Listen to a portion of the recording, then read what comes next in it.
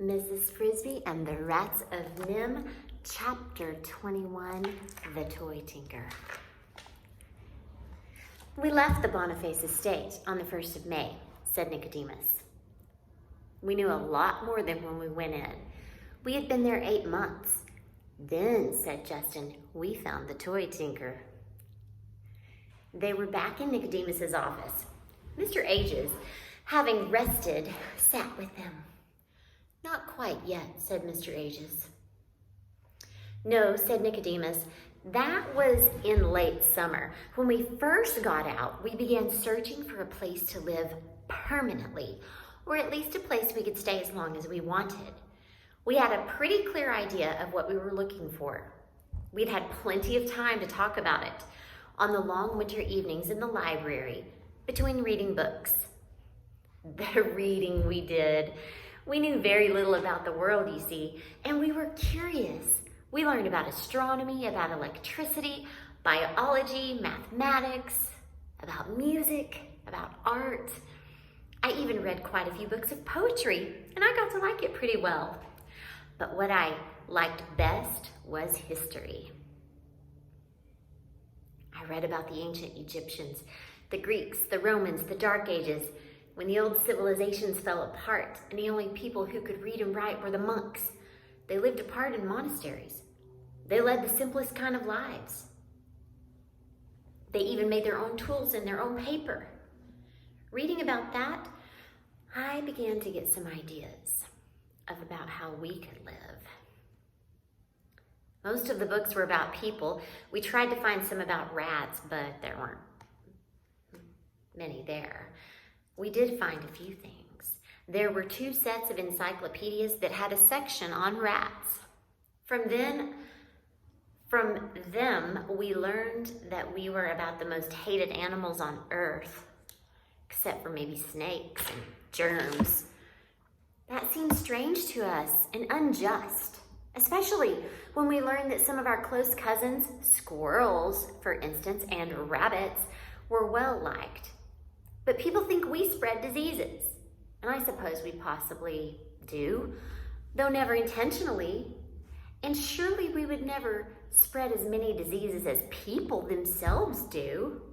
Still, it seemed to us that the main reason we were hated must be that we always lived by stealing. From the earliest times, rats lived around the edges of human cities and farms, stowed away on men's ships, gnawed holes in their floors, and stole their food. Sometimes we were accused of biting human children. I didn't believe that, nor did any of us, unless it was some kind of subnormal rat bred in the worst of city slums. And that, of course, can happen to people too. They can grow up in city slums. How do we then know use at all in the world?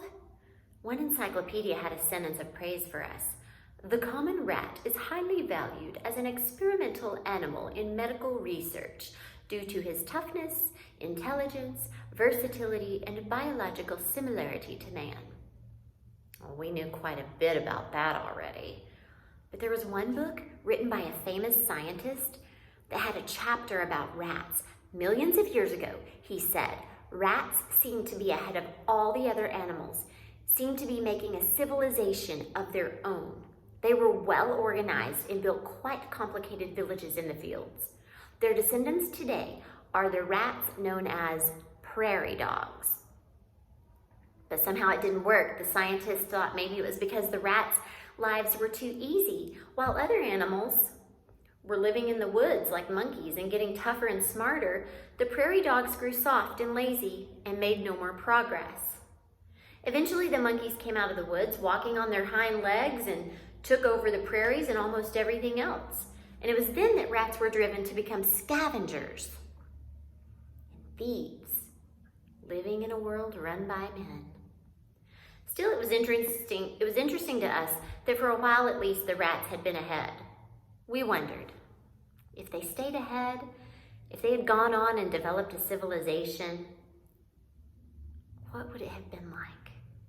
Would rats too have shed their tails and learned to walk standing up? Would they have made tools?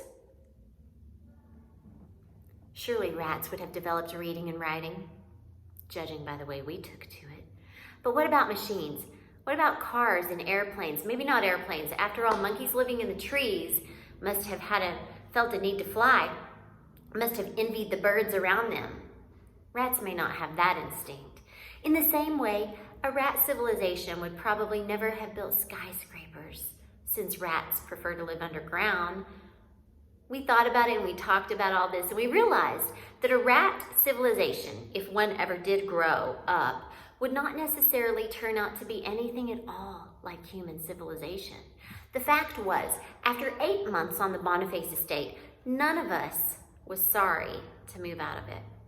It had given us a shelter and free food and an education, but we were never really comfortable there.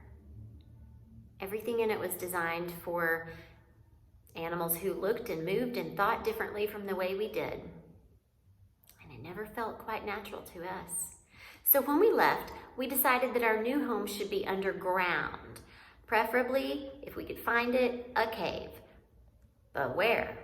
We thought hard, we studied maps and atlases. There were plenty of those in the study. Finally, we reached some conclusions. To find a cave, we would have to go where there were mountains, and there aren't many caves. There aren't many caves in flatlands.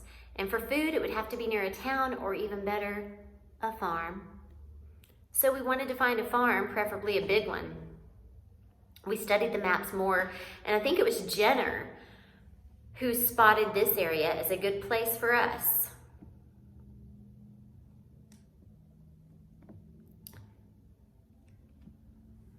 Sorry, I lost my place. On the map, a big part of it was covered with the contour lines that show mountains, and across these were written the words, Thorn Mountains Natural Forest. Beneath that, in smaller letters, it said, Protected Wilderness Preserve. Bordering this, where the mountains turned to foothills, the map showed rolling country with quite a few roads, but hardly any towns, which we thought ought to mean farmland. We were right. As of course, you now know. It took us 2 months of steady traveling to get to the Thorn Mountains Natural Forest, but we found it. We looked at a lot of caves, some big, some small, some dry, but mostly damp. Before we chose this cave and this farm, however, we found the Toy Tinker. It began as a sad sort of thing.